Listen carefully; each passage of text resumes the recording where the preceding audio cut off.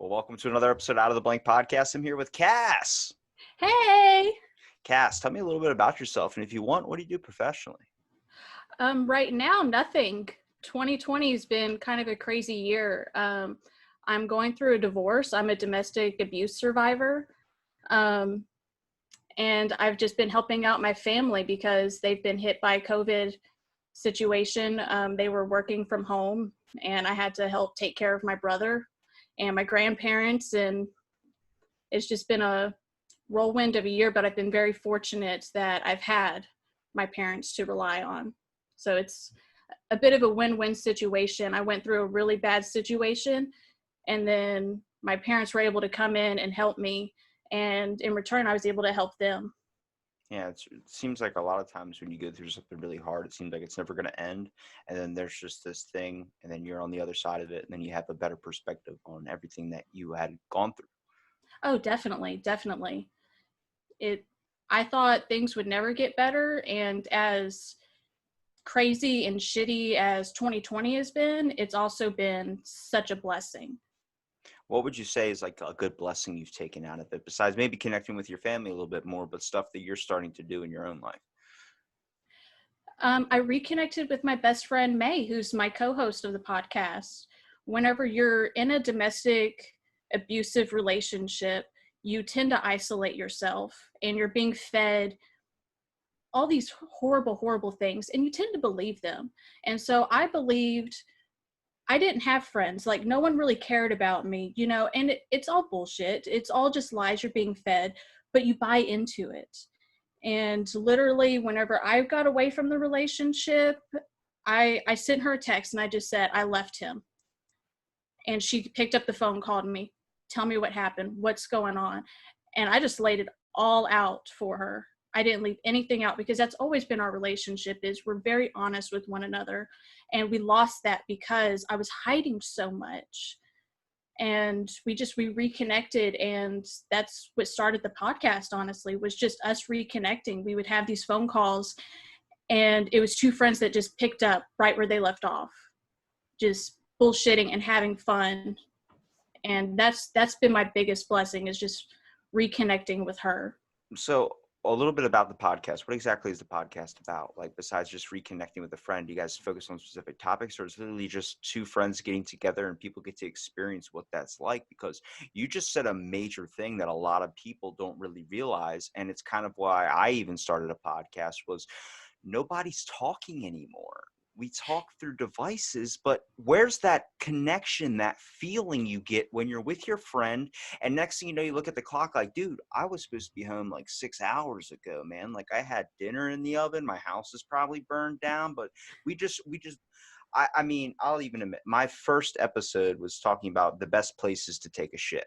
Me and my buddy were just starting a podcast. We're like, I don't know how to do this, but what was weird is my buddy lives probably a good 45 minutes away from where I live, and we never ever get to see each other. He works all the time. He's off on weekends, but I work weekends and I work, different hours. I usually do morning shifts. He does an all day night type thing. And so it was really hard for us to connect, but we would try and find the time to do so when we realized we need it. Like, I haven't talked to him in months, and I know if I send a text to him right now, he's going to answer his phone, and then it's going to be like, we just talked yesterday. And I think we all have these people in our lives, but we forget how important that conversation is. If I have a long ass month, I will text him or I'll go over and hang out with him, and all of that gets wiped away. He taught me about Screwball peanut butter whiskey. And let me tell you something, that's how you get kids addicted to drinking, because it tastes just like a candy bar. Oh my God, I can't wait to try that. Send me the recipe. Look, it's $30 at a liquor store, which for me, that's a lot of money. I'm like, do you have any smaller bottles? He's like, no, it only comes in this size and it's $30. I'm like, I'm not paying $30. And he goes, then you're not getting whiskey. I'm like, okay then. And I walked out of the store and he just looked at me like, what the fuck was that? Like, I don't know. But no, I do completely understand where you're coming from, because May and I, we met in college, and we spent a year there, and then we moved back to our hometowns. And since then, I've moved to Texas, she's moved to Colorado, but that bond is still there, and that's so important. And so, yes, the podcast ultimately is a way for us to connect, but we're girls and we like to gossip. And so the major focus point for us is sex and dating. And just How all the awkward it ups, is. yeah, just all the highs, the lows, the awkwardness, everything about it. And it's one of those things you're constantly evolving on, no matter what walk of life you're from. If you're the preppy cheerleader or the heavy metal kid, more than likely you're going to be in a relationship and you're going to have sex. It's something we can all relate to. Okay. What's your first? All right, it's gonna get personal. What's your first sexual experience, and I'll share mine. My first sexual experience, Yes. my first time I was 16 and I was watching Biodome with my high school boyfriend. Very Okay. sexy movie, right? I was about to say, because like I'm just making sure that mine wasn't as bad as, because I have heard so many first stories and everyone's always talking about like the fact of like it's not as good as you would think. And I'm like, but was it the No. scenario like, because my first time was right after I saw The Purge, the very first one. So I was Oh like, my God. I don't know if that turned me on. I don't know what it was. I just know that I felt really awkward after the whole thing was over with. And I was just like, is that what it's like? Tell me it gets better, because honestly, I can stick to porn if I really need to. Yeah, exactly. Because looking back on it, I was just a horny teenager. It wasn't like Pauly Shore was turning me on, but I guess I like laughing and that connects me sexually, emotionally, however you want to put it. Um, but yeah, luckily it does get better, but it also comes with a lot of awkwardness and not so great moments. I think there's points like if you're talking about sex and you're talking about relationships and stuff, I think the main thing is it's the fact that a lot of times it is like there's issues on the side of just being horned up. I think it's the whole aspect of like Tinder, for instance. You're swiping on a person's appearance rather than getting to know who the person is. It's where I have an issue with it. But like Exactly. I've worked out every day, haven't missed a day for 8 years, even during COVID, did a whole home gym, bought a bench press, bought everything, and just went nuts. But I burned off all my testosterone all the time. And I was like, why am I not getting so just ready to attack somebody when I see them in like a skimpy outfit? My doctor's like, because your T's gone. He's like, you're just burning it off in the gym. If you stop working out, you'll be back to where you were before. And I was like, so what does this mean? He goes, well, now you can have a legit conversation with someone and actually get to know them and see if you actually have real feelings or if you're just thinking with your dick in terms. And I was like, wow. And then that's when I started realizing like I actually want a real relationship. And so many girls hear that and they go, bullshit.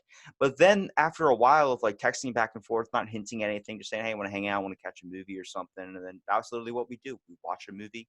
Next, you know, it wouldn't lead to anything else, maybe a kiss or something. But no, I was not looking to go back to your house. I wasn't looking to do anything. Honestly, I was probably wanting to get back to a podcast. But the whole fact was like I was actually there. And I think that's what's needed is we talk about natural conversation. That needs to happen when you're going to learn if you even like somebody. Because how many times, like I work at a gym, so I see girls that come by, and it's going to be different for you, obviously, if you're going to talk about guys or something. But I would see an attractive person walk back and forth, and I'd be like, wow. But then I started thinking, I'm like, I'm just loving the looks. I'm not loving the person. Exactly. You can end up talking to them and be like, oh, wow, you're really an asshole. Like that's, you know, you don't want that to happen when like you're a year or two in, you know what I mean? Yeah, exactly. And that's something we do discuss because I'm more of the relationship person and May is very sexually forward. But even she admits, she goes, I don't want to just hook up just because you're hot. I have to have some sort of connection with you. And so we do discuss that quite a bit. And we're constantly texting each other and she'll send me Bumble screenshots and she'll go, okay, so what's going on with this guy? Why can't he keep a conversation going? It makes me lose interest in him. And she's someone that's very sexually forward. And if she can say, hey, if you're not willing to put in a conversation so I feel more connected to you, it like sex is off the table. Yeah, I feel like you know, there's a few times I've talked to someone and just felt like I was talking to like what I would call a wet towel personality. Like, I mean, in person they were fine, but over the phone it was just like you send a text and then like 10 hours later you get a text back. And then it would be like, oh, hey. And then I'm a midnight, like I get up at 1 o'clock in the morning. I go to work at 2. So I'm always up like in the middle of the night, going to the gym, doing something. So like by 5 p.m., 6 p.m., I'm in bed. My grandfather makes fun of me for it. But then like that's really hard to be 22 and be able to do that because everybody wants to go out to the bar. Everybody wants to go out Yep. drinking. I'm like, well, I don't drink really. I mean, if it's a social thing at home, like if I have friends over or something, sure, I might have a little bit, but honestly, I could leave it there. I'm not a big bar guy. And it's weird to see that perspective change. You know, you get to see like, I guess I never had that wild side as a kid. And it's really hard because if you talk about relationships and dating, everything's about going out and spending money and experiencing things. It's like, can we do something that's not going to, I guess, be what you would say classic date, which is the fact of let's go and spend $40 on a dinner or $50 on a dinner. How about we do something like I make you something, or we go to the beach. Bam, there you go. Take a nice little romantic walk on the beach. Next, you know, a tornado hits. And you're like, okay, well, now this is an experience we can remember forever. Well, it's funny you mentioned that because that's how I am. But it's funny because May and I, as I said, we met in college, but our first like real bonding experience, we were in college for about, I don't know, 2 or 3 weeks, and a hurricane hit, and we all had to evacuate. Well, then we get back on campus, and I kid you not, another hurricane hit. And this one wasn't supposed to be as bad, so we just decided to ride it out. We didn't evacuate for the second one. And we woke up one day, we look outside, and it's like blue skies, just this gorgeous day. And we look at each other and we go, let's go explore our new city. Like, let's just go have fun. Let's just go walk and have fun. And we get to walking, and I don't know, maybe 45 minutes later, we walked into a gas station to get something to drink. We come out, and the sky was pitch black. And we go, oh shit, we gotta go. And before we even make it back to our dorms, the hurricane hit. And we got stuck like under this gazebo in a hurricane. And I was a smoker at the time, and she thought it was so funny because I'm like, okay, well, I'm just gonna ride it out. I'm gonna sit here and smoke. And I literally put the cigarette up to my lips, and I go to light it, and a huge gust of wind comes through and just drenches me head to toe. My cigarette was sopping wet, so I couldn't light it. And we're like, okay, obviously it's not lightening up, it's just getting worse. So we brace ourselves and run back to the dorm for 15-20 minutes. We're just running, hauling ass back to the dorm. And we get back, and we're just soaked from head to toe. We looked like wet rats. So that's always been our joke is, well, we survived a hurricane. Like, what's your friendship story? And so we actually have the picture on our Instagram page of that moment where we came back to the dorms just head to toe drenched. My emo eyeliner was like down to my nose, full on raccoon eyes, a hot mess. But it was so fun. And that was a true bonding experience. We talk about that to this day. It's so unique. I don't have a story like that with anyone else. It's really strange to see how like so many people that are starting podcasts together and they're always worried about listeners and stuff. It's like I've met so many people that start one and it's like all about just reconnecting with their friends again. It's an excuse for them to leave their homes and do something. And after the first time, it relies on the point of now we need content because we have listeners. We have people that want us to get together and talk. And I'm like, because people want to hear your experiences. And Mm-hmm. everybody can have a podcast. But if you don't have fun and you don't believe in it and you don't do it the way you want to do it, you're not going to get anything. People aren't going to want to listen to false conversation. They want to listen to you, you and your friend talk, have these stories, have these laughs, feel like they're in a room where like, oh my God, these people are actually connecting on a level. You're not going to connect with everyone. Trust me. I've talked to a lot Oh, of yeah, definitely. but the factor is, you're going to have some amazing stories with some of your friends that you want the world to know about because if they're going to either be super funny to you or they're going to be funny for everybody. I mean, I did a New Year's Eve podcast, which is my birthday at my buddy's house. So we're sitting there drinking whiskey and we're smoking cigars and we're watching the ball drop and everything. And then he comes back from the bathroom. He goes, dude, I'm not going to lie, but I think I pissed myself. I'm like, what do you mean? And he didn't put his pants down all the way to go to the bathroom, and he urinated all over the front of his pants. And I'm like, dude, I just fucking hugged you. Like, what the fuck? Like, but it's like those moments where you're like, oh my God, like there's this stupidness. And then you look back and you laugh on it. But like, having those bonfire chats, having the chat like you would have over a beer, where you don't feel like you're worried about what the other person's going to think, all these other types of things. And I'm like, that's the biggest problem with dating, is it's so hard to get past that awkward stage unless something really strange happens, like, oh my God, you just saved my life. It's like, and that's gone forever. But for so long, it's about trying to keep up this appearance of, I'm the perfect person. I'm the perfect person. I'm everything you want. I'm everything you want. It's like, why don't you just joke? Fart, crack a fart, please, girls. If you're with me, crack a fart. Do it first before I do it, because I'll just straight up do it. But like, it's those experiences that I'm like, did that just happen? She's like, oh my God, please don't. I'm like, no, that was awesome, because you let room for this door to open up. And that's like what everybody talks about when the relationship like truly starts. It's like, after 8 months, I was able to fart in front of her. I'm like, that's what you want. Why are you so worried that somebody's going to judge you for that if that's not your person? You know what I mean? Yeah, exactly. And that's another thing we've talked about is, but we're also too honest sometimes. You know, it's like people want this balance where it's like, oh yeah, I'm pretty, I'm perfect, but no, don't be too honest, because that scares them off. And so that's what we always talk about is, okay, so where's that happy medium where you're not intimidating the guy, but you're still free to be yourself, I guess.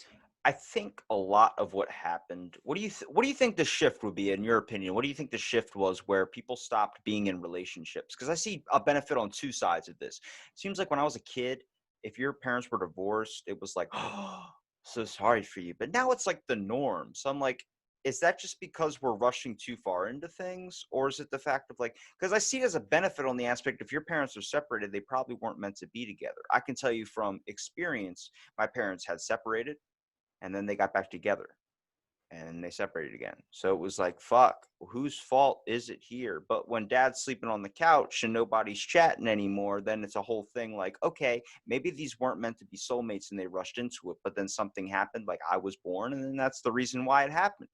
But at the same time, I look at like, millennials are super caring. Is that going to bring back an era of wanting to be together, or is it just going to, with all these social media apps, create more of a divide between people just sleeping around 24/7? There's legit an app that could tell you, like, to pick up a one night stand, this is just a social thing. I'm like, but isn't it about connecting? And if you're just spreading your seed everywhere, you're not really doing anything popular. Um, well, I can tell you, I'm a child of divorce. And so, as messed up as it seems, growing up, whenever kids would be like, oh no, my parents are getting divorced, I was like, boo fucking who? Get over it. Like, it's really not the end of the world. Now, coming from divorce myself, I do understand it's a lot of emotion. Even being a survivor of domestic abuse, there was still a whirlwind of emotions. Realizing I'm not having that happily ever after fairy tale. I still believe in romance. I am all for getting married again. But at the same time, right now, I do want to have fun. And I think in May, she's the exact opposite. She's just like, I don't want a relationship. Like, I want to have a connection with someone, but I don't want a relationship. I think it's So, hard to like, we expect people like in their 20s or in the younger ages to want this like permanent thing. Like when you have a relationship in high school, that seemed like, oh, they're the forever couple. They're going to be together forever. They're going to get married, do all this stuff. It's like, yeah, but you're going to have moments where you want to express yourself and you want to go and just have yep, fun. I mean, I get those moments too, but at the same time, like for instance, when my parents got together, it was way too rushed. It was because there was a kid on the way, and next thing you know, it was like, all right, we have to get married, we have to do all these things, we have to do what yep. society deems as right. What does that deem right? I watched until the age I was like 11 or 12, my parents fighting. I mean, just constantly screaming and yelling. When they split up, I was like, fuck yes. Like 2 Christmases, and at the same time, I get a beach home and then I have a normal home. But like, you got to see the like the tension get lifted and things started to get better. I was like, now it's so much better. And then when they got back together, I was like, up, here comes the shit again. You guys don't remember how much you guys do not connect on a level. There's just that one thing where somebody has a lot of problems and they're not addressing them. I'm like, open communication. If you got a problem, address it. If I was ever in a relationship, like, if you got something I do that you don't like, tell me. I don't like that you go to the gym at 1:00 in the morning. Okay. Well, then obviously this isn't going any farther. Like, Yeah. I think for our generation, the millennials, we've just learned to be honest, to be more in touch with our emotions. I think that's the biggest thing. Yes, we're killing just about every industry, but we're being honest. And I think that's awesome. So someone was telling me not too long ago that marriages are declining or something, but a lot of us were just waiting until we were in our 30s. And that's one of the biggest advice I can give someone. Don't get married in your 20s. No matter how in love you think you are, how well you think you know yourself or that person, you're in your 20s and you're still evolving as a person. And that's something I'm fighting with my sister on, because she's in her early 20s and she's with her high school sweetheart. They broke up last year and they got back together. It was a whole thing. But now they're like engaged and they're talking about getting married. And we keep telling her, like, she just joined the Navy, and we're going, what are you doing? I think it's for a Why lot are of you people. rushing? It's the aspect of, we see how our parents have made mistakes, and then we're trying to correct that by following the role of our grandparents. But our Yep. grandparents grew up in a time where getting married at the age of 20 or 30 was okay because you had to force to grow up. Now we're Yep. noticing it's like that marriage thing is not in your 20s, it's probably in your late 30s. I mean, Yes. that's when you're comfortable and you realize, I think I'm ready to settle down now. And I had a woman who taught astrology who was teaching a lot about like these, where she would get her readings and she would learn from horoscopes and stuff. She talked about these houses, and these houses were different gateways into what your life was. There's the early first stages, obviously, when you're a newborn, and then it goes, and I think around like the fifth or sixth stage was a thing about finding somebody. And that was supposed to be the time and you were in your middle 30s or late 30s when you were ready to settle down and start a family, because you've experienced enough to understand how to create something and how to manage it and how to take care of something and also take care of your partner. In your 20s, though, people, like, I have so many friends that have kids and they're single, and I'm like, like, this is going to create an era of people that are just going to be like, that's how we do things. You get into a relationship, have a kid, then you split. It's like, it's either going to cause the one person to leave or it's going to cause problems in the home trying to stay together and create an unhealthy household. I'm like, what's the fix here? I know movies Yeah. aren't doing it, so we got to find a way to be able to try something else. Yeah, I know for me, my mom got married at 22 and she got pregnant with me on her honeymoon night.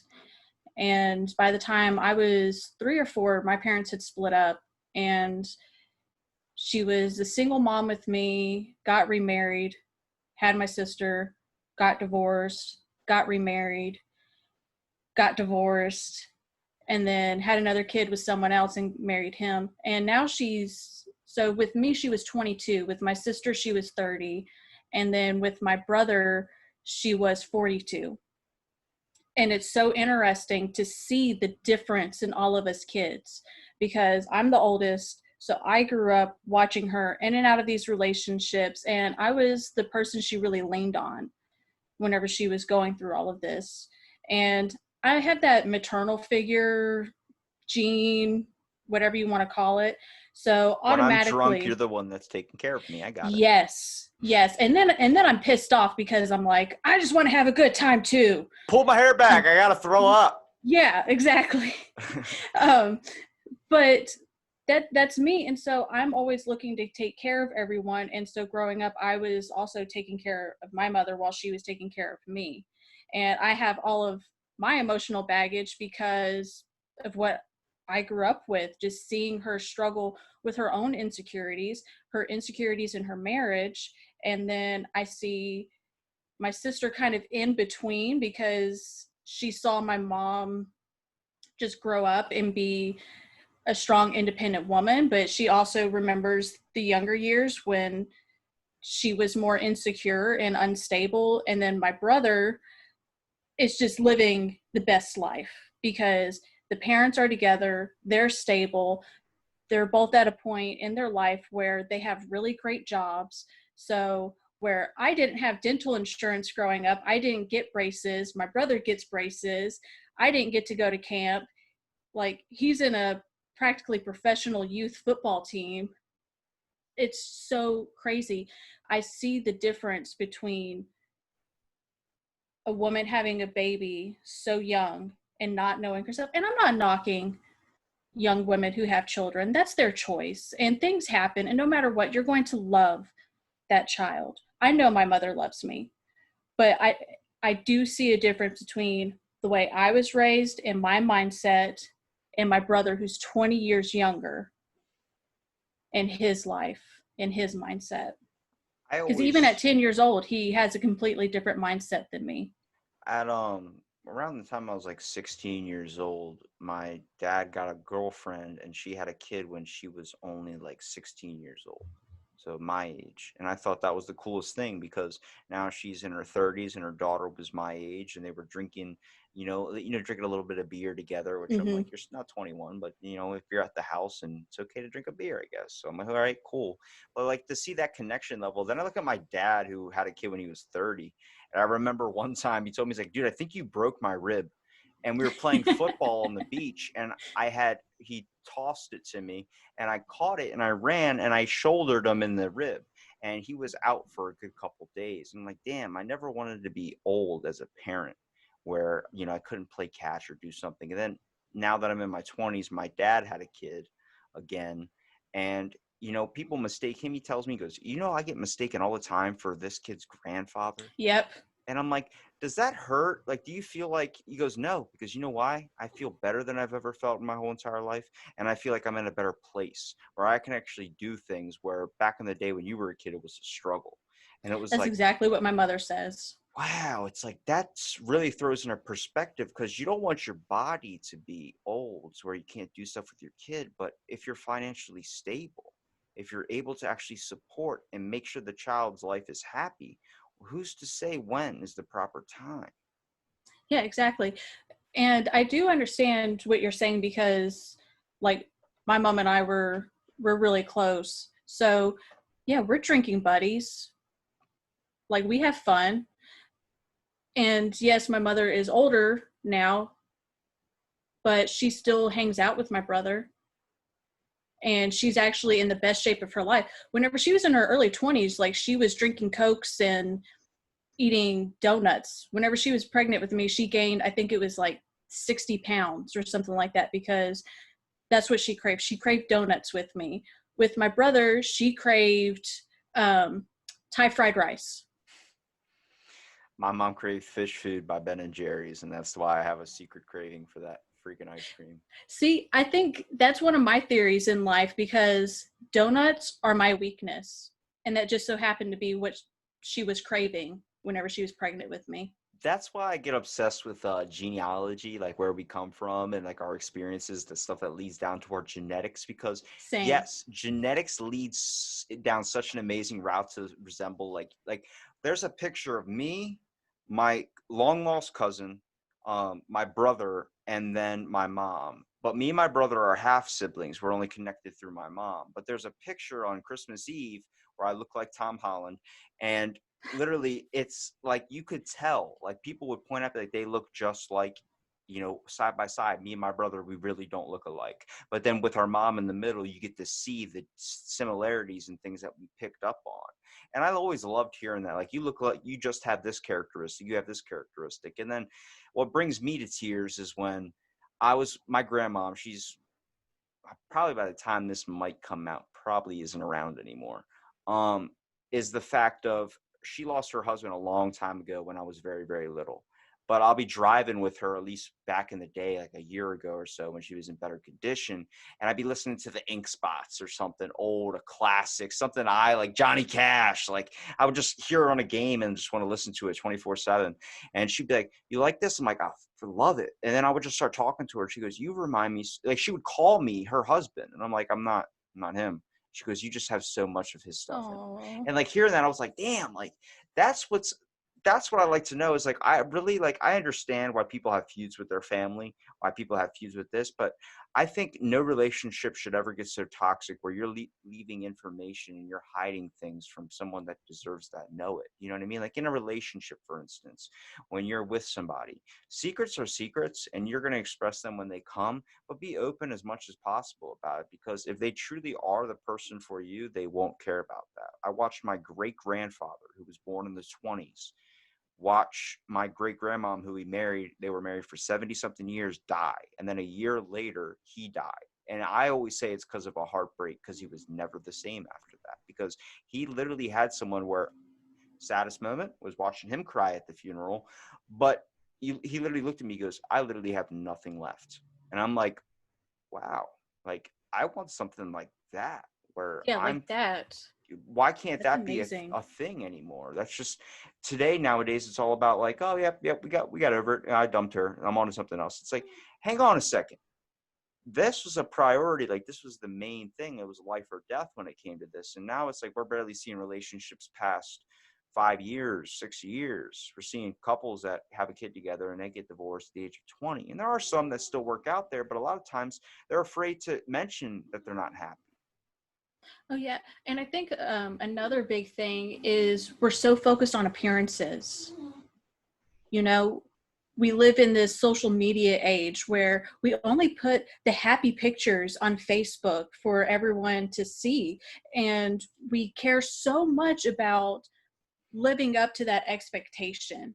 And so many people forget it's not real. You know, what's behind closed doors, and We as I said, brag in it's public and we cry in private. yes, exactly. And I think more and more we see our generation, like I know for me, I've pretty much shifted away from social media with the exception of doing the podcast stuff. I don't care about taking selfies anymore and putting on the facade. I am who I am. If I have somewhere I want to or something that I want to show, I'll show it. But overall, I'm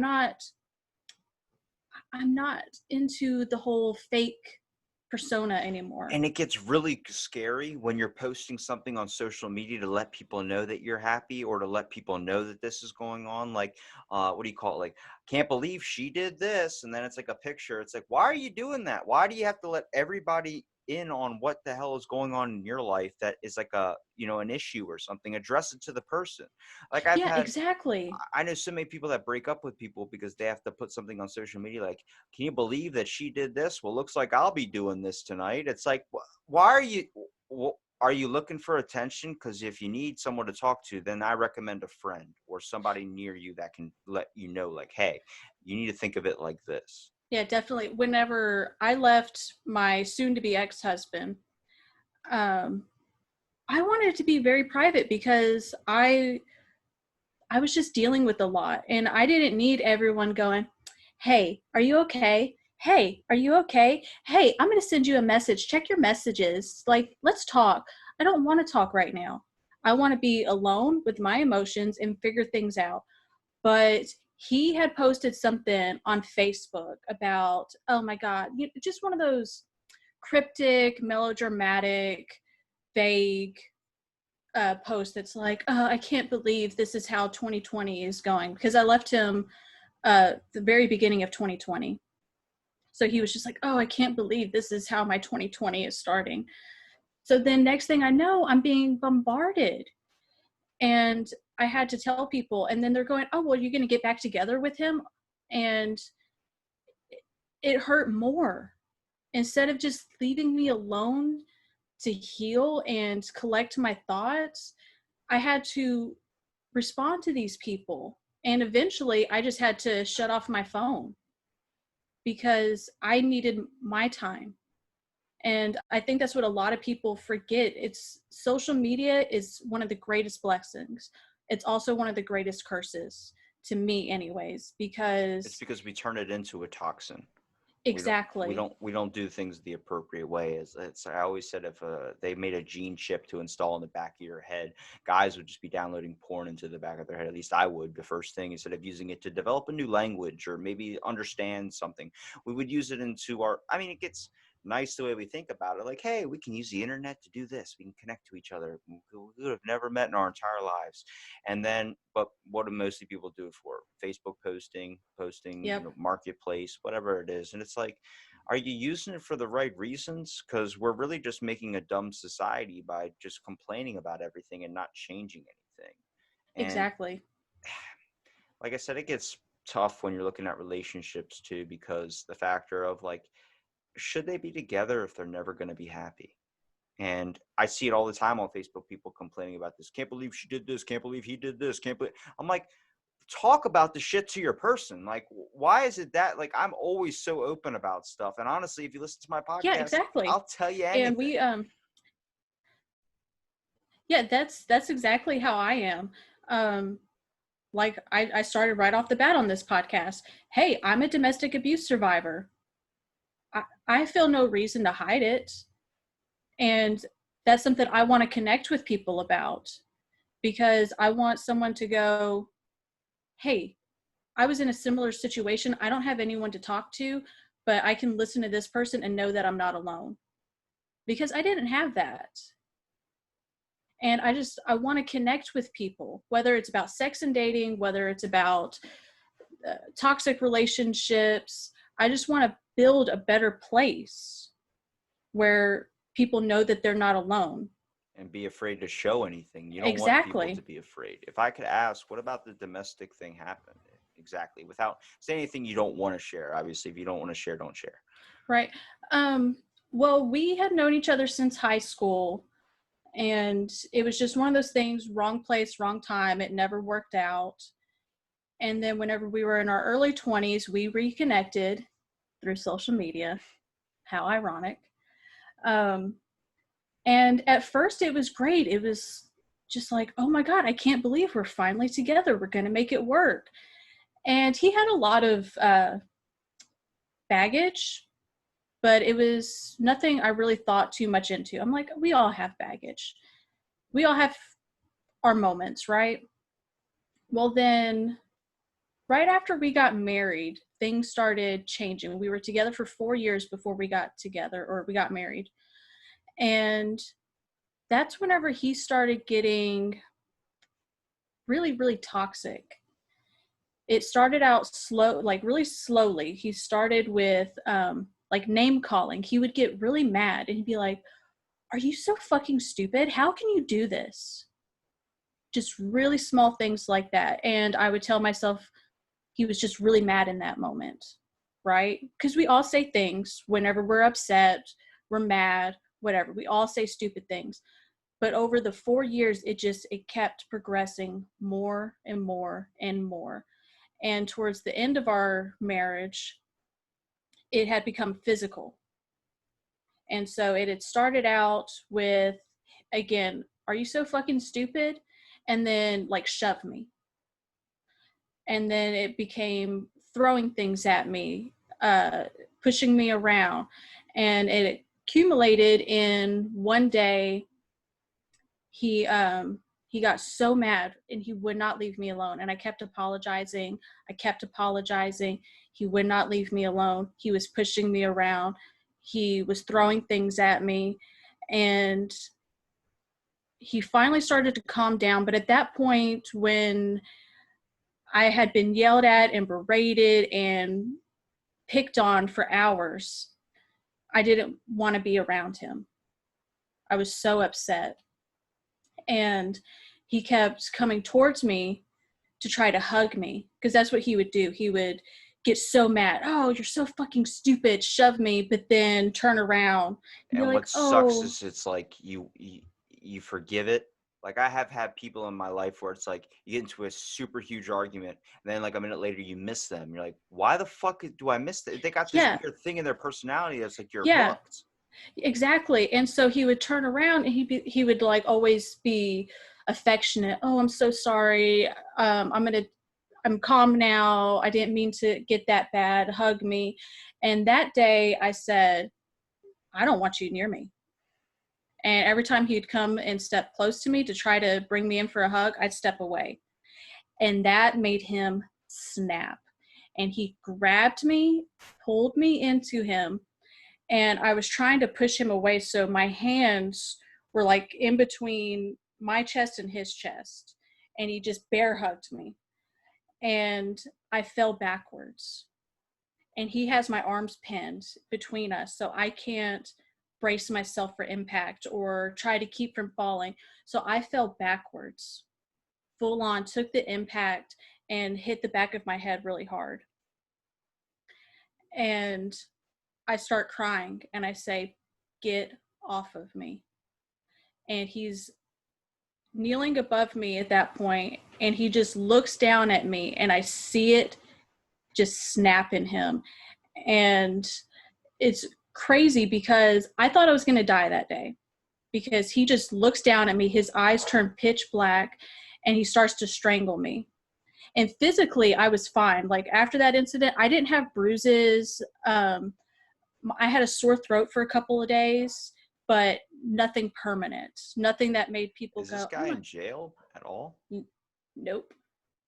I would that gets me because when it comes to like something my dad said to me one time when he actually, I was very little, but he got upset, and he never hit me, but he picked me up like a rag doll and threw me on top of my bed, and he scared the living shit out of me. It was always about just being a bigger presence, like getting up in your face. That would always intimidate me.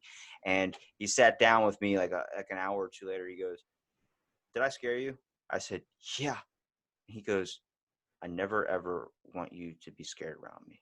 He goes, "I hit my dad one time and we've never recovered. I don't ever want that to happen to you."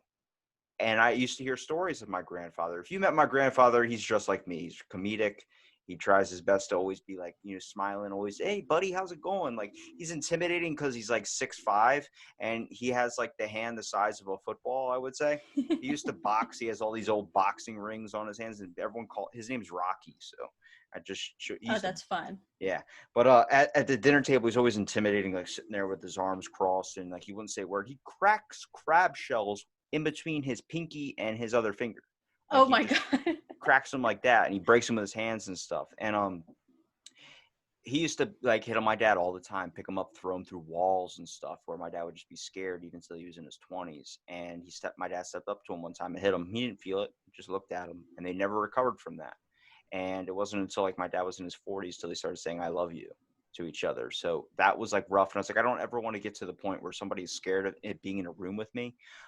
He said the same thing to me, and that's what I try and live my life on, because the whole factor is I've been in some sexual harassment scenarios on the factor of like nobody ever thinks like it could happen to a guy. It does. Oh, yeah. I've had work experiences with it where I used to work at a hotel. Well, one of the housekeeping assistants came in and she was drunk. And people knew, but they were keeping it on the down low because we were low staffed and we needed her to clean rooms. Well, she came downstairs and she goes, "Smell my breath," and she breathed into my face, and I'm like, whoa. And then she goes in to kiss me, and I stick my arms up to go like this to block her, and she accused me of touching her breasts, and then was going to hit me, and she started screaming and cussing at me. And then I got in some serious trouble because nobody really believes the guy in that scenario. Yeah, and then eventually people started standing up and saying, "No, he didn't do a damn thing." And they ended up firing her because she tried it again on a supervisor. It comes into these scenarios where we've lost touch in communication and conversation so much, where we're out of touch of people and we're out of touch of each other's energies. You should be able to sense if somebody is telling the truth. You shouldn't have to sit there and be like, well, it kind of points towards you. People sort of saw how upset I was. I was literally at the point of tears. I was so upset. I was so frustrated. I was like, I've never had this happen to me. I don't know how to, all these types of things going through my mind. And nobody could sense that. It had to take real evidence for people to be like, he didn't do anything. And we should be able to sense the phoniness when somebody comes up and says like, I never hit her. Okay. And then they're getting upset. You're like, hold on a second. Like, we should be able to sense that energy. I get that when I walk into the store. If I tell if somebody's in a good mood or not, I can get it in the sense of a conversation of which way to steer it. How have we lost that much of a connection between everybody and everything around us where we can't even sense not only ourselves, but other people's emotions to know where to go? Hey, do you need to talk about something? Yeah, man, I got something on my mind. Well, why don't you lay it on me? That's what we should be able to do more. Yeah, and I think a lot of it is the appearance thing, because with him, he had opened up a restaurant, so he was like the face, you know, it was his restaurant. Everyone knew him, and he put on this persona where he was the good guy, and I felt like no one would believe me. And he even we had a older friend, and I always called her my bestie because she was just like a big older sister to me. And I didn't even tell her what happened. I left. And she reached out to me and she goes, "Sweetie, what's going on?" And I go, "Well, things have gotten really bad. I had to leave him." And she goes, "Did something happen, like physical?" Because he was trying to say something and it was coming off really fishy. And so I let her know everything that happened, because he was going, "Oh, well, somehow my hands ended up around her throat. I don't know how it happened. It just happened." And I go, "No, he strangled me. There was no accident with that. He looked down at me, made that decision, and decided to wrap his hands around my throat and try to choke me out, basically." And she goes, "He has everyone fooled around here. He's making it seem like he's the victim. You left him. You're out to get him." But she's like, the moment I heard that story, that he was trying to feed me, I knew there was something bigger going on. But as It I really said, he had the appearance, you know? So everyone's going, "Oh, like he's such a good guy." It really sucks when looks can be deceiving because that probably puts you in a very uncomfortable place where you're like, I want to go, but I can't because the people are going to think I'm a liar and I'm going to think I'm the one that's in the wrong. And it's like sometimes you just got to cut those ties and go. You people who And know that's what I had you to will know do. what happened. That's exactly what I had to do. That's part of why I stayed for so long. For a couple months, I kept going, "Why am I here? I don't like me. I don't like this. I hate living like I'm walking on eggshells. I'm not happy. So why am I staying?" And I think that's what it was. It was the appearance factor. I was so scared of how I would look, until unfortunately it got to the point where he was more physical, and I had that moment happen to me. And luckily after that I was like, I'm out. I'm calling my mom. Bye. And we like, mom and I put together this escape plan. We had people on standby to give like an SOS signal to, in case things hit the fan. But luckily everything went smoothly. They were able to come get me. I'm 6 hours away from him. But that's what so much of it was just, I think, appearances. I was so scared of how I would be perceived, until I had the moment where I went, I don't care anymore. They can talk all the shit they want about me. I'm leaving, and I'm not going to live like this anymore. And you saying these types of things and being able to share these experiences with people and being open about it is definitely difficult. And I thank you for doing that. But at the same time, you're able to help somebody out there that's going through something like that. I worked with someone who was domestically abused and, black eyes, everything. She was just really scared to get out of that place. And now she motivates women to do her own thing. And I think that's important, not just with women, but anybody that's in a difficult situation. If you look at your life, you look at your relationship, and it turns into something where I can't do this because they'll be upset, or if I can't do this because this might happen. If you're planning it out that much and you're worrying and knowing all these potholes, like we've driven these roads before, that's a big warning sign of why are you doing that? Oh Life yeah. is meant to be lived, not to be walking on eggshells the whole time. Yeah, like my mom, because I turned 30 this year, And one of my big idols in life is Gwen Stefani. I'm a 90s kid. She is just You got my me with the icon. you got me with the Gwen Stefani. I love her. She's my idol. And she has, or had, I don't know what the situation is anymore, but the Vegas residency. And because Mom and I are best friends, she loves Gwen Stefani also. I converted her. And she's like, for your 30th birthday, I want to take you to Vegas to see Gwen. And this was last year. We planned this for months. But whenever she came up with the idea, my husband was like, oh, I'm not comfortable with that. I am not comfortable with you two alone in Vegas. And he was trying to get him added to our mother-daughter trip. And we're going, it's a mother-daughter trip. Like, what do you think is going to happen? But he was so paranoid. And then he would get jealous because he wasn't included, and he would get mad because I was going. And then of course 2020 happened and all of it got canceled. But I mean, it just goes to show you when that should have been a huge red flag for me, that he didn't want me to have a mother-daughter trip. What normal person in relationships like, no, you can't spend time with them? That's not normal. And it's important that you mention these types of things, because people out there listening are like, wait, that's what I'm going through right now. Like, there's Yeah, going to be exactly. people that are going to hear that and be like, that's a red flag. You might actually save somebody's relationship, or you might save somebody's life, even to get to a point where next thing you know, like, things don't go too far. You should know those warning signs. I think they should be taught more, but we're always told about, oh, you do what you can for your partner. You do what you can to, Exactly. you both have to struggle, these types of things. I'm like, no, it shouldn't be like that. And then another thing I want to say is we're taught from an early age what domestic violence looks like, right? It's the woman in the hospital with the broken arm and the black eye. Oh, I fell down the stairs, But there's so many ways. How many flights? Yeah, Holy shit. like for me, I was never punched. I never broke a bone. But does that mean I wasn't a victim of domestic violence? I don't think so, because I got a lot of things thrown at me. I got pushed around a lot. I got choked. It's the same thing like invisible illnesses. Some scars don't always show.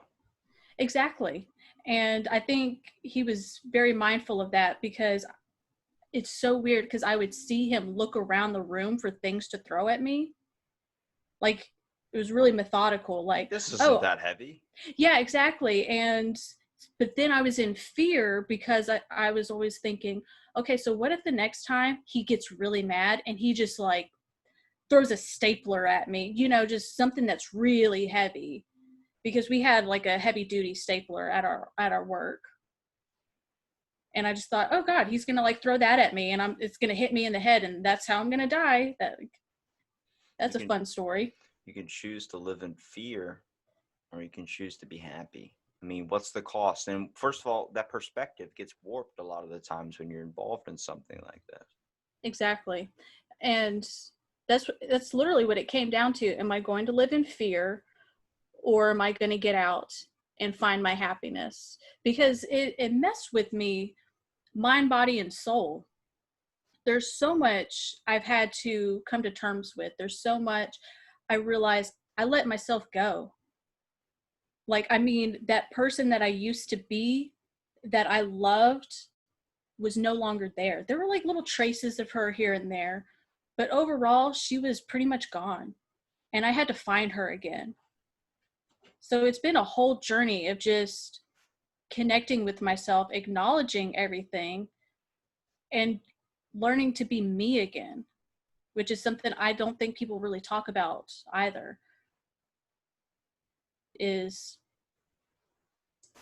it's okay to realize you're not yourself anymore, and you can go find that person, but you just have to get out of that relationship. You have to take yourself out of that environment to do so. It's important too, because I think people that listen to your podcast can now see who the real because Cass is, they can see that, okay, she obviously went through some really tough stuff, and now she has advice to give to make sure that other people aren't going through it. And I mean, thank you for sharing that. Seriously, like, I know that's not easy thing to talk about ever. And I mean, even when you're doing it on your own podcast, your own platform, but being able to hit those stories, it's still fresh too. That's this year. That's not anything like last year or something like that. And I appreciate you for sharing that. Seriously. Thank you. I mean, and it's not like our podcast is going to be super heavy, but yes, we are going to be honest with everything. Basically, we're going to have like a topic that we're going to discuss, and it could be. You should have guests. You should have like a live call type thing where you can have somebody call in, or maybe email questions into your show so you can read them off and give advice. Yeah. swipeandsitpodcast@gmail.com, because we would love feedback. That's a big thing. We want to connect with people. Ask us anything. What do you want us to talk about? Where's the best place to go on a first date? Yeah. And for me, I'm all about like art and having fun. Movie and dinner is so overrated, because a movie, you're just going to be quiet. Take me to a bowling alley. Let's have fun. Let's talk. That's what I did on my first date when I went out with a girl. I went to a bowling alley. Everybody's like, "You're taking her to a bowling alley?" I was like, "Fucking bowling's fun. It's so exactly. It's intimate as hell. You get to talk, and I get to talk shit on you if you score lower than me." Exactly. To me, that's just like bowling, museums, anything like that, where you're connecting more. Like, that's what I love. So that's perfect. You got emails, and then maybe you could have a guest appearances with some life stories. I mean, you guys are still starting out, I would say. You guys are still trying to get the basis of it. Right. She's Maeve's in the process of moving, so we're waiting for her to get settled in before we really start recording. Right now, we've just been having fun and practicing and coming up with a whole topic list. We have, last time I looked at it, it was like 135 topic ideas, just ranging from fetishes to dating apps to what makes you swipe left or right, just everything in between. Take a lot of what BuzzFeed or all these like places like, oh, things that she does that she wants you to know, or he wants you to know, or all these other types of things, these articles, and break them down. Like, how either if there's so much like bullshit, or if there's some truth to it, or give your own opinions on it. Like, that makes it fun. And then while your guys, before your episode first goes air, you should send out that email address on your Instagram page, promote it at a bunch of places and stuff, and make sure that people can email questions into you. Because there's going to be people out there that are like, there's definitely blogs out there where people are like, if you type in anything, Quinua, whatever it is, Quiona, the freaking site that has the answers to like every test question. Oh, yeah, possible. Yeah. You type in what happens if and then the Google will finish the rest for you. But there's always something on there. There's always somebody asking for advice on something. Like, what happens if my my arms go purple? Does that mean I've lost blood circulation? Like, it goes deep into that. So you can always try and find somebody out there who's always talking about a relationship or just with some guidance. I mean, there's so many teenagers out there that are still trying to experience, and you got to adapt too, because social media, Facebook. Yeah, exactly. And that's what I was literally just talking to Maeve yesterday about. That was, it's one of the few things in life that is constantly evolving. Our views on sex and dating has changed from the time we were 16 to now as 30-year-olds. And it's going to change in 5 years from now, in 10 years from now. You know, what happens whenever, right now I'm going through a divorce and I'm dealing with all of that, but I am single and I am on dating apps and trying to have fun in a COVID world. So not really happening. So right now my views are jaded, right? I'm like, doesn't matter. I'm not going to meet anyone because no one wants to meet up during COVID, which I don't blame them. I don't want it. But then it's like, okay, so what happens whenever things slowly get back to normal? And then I go on that date. My views are going to change from that moment to what it was right now, or from what it has been from this moment now. So that's what we were talking about, is it's constantly going to evolve. And that's what makes it fun, I think, is we can always go back and revisit topics. So that topic we talked about a year ago, we can revisit it. What are our viewpoints now? Yeah, it's kind of like when you have a t-shirt or something that you never wear, and then you finally, after like a year, you walk into your closet, you're like, why haven't I worn this? This is amazing. Yeah, exactly. This is magnificent. Well, Cass, I appreciate you for doing the podcast. Please promote everything. Promote where it's gonna be. Promote everything where people can find you at, contact you, be able to ask advice and stuff too that maybe you guys can talk about on a future episode. Let's see. We're mostly on Instagram. That is our big platform. And we are at swipeandsip_podcasts. Our personal handles are at swipecast and at swipe Maeve. You can reach out to us directly. The email is swipeandsippodcast@gmail.com. We're also on Facebook. We're on Twitter. You just have to look up Swipe and Sip Podcast. And then swipe and sip, am I right? Yeah. We swipe and we sip. Thank you so much for listening to this episode of Out of the Blank podcast, and stay tuned for our next episode.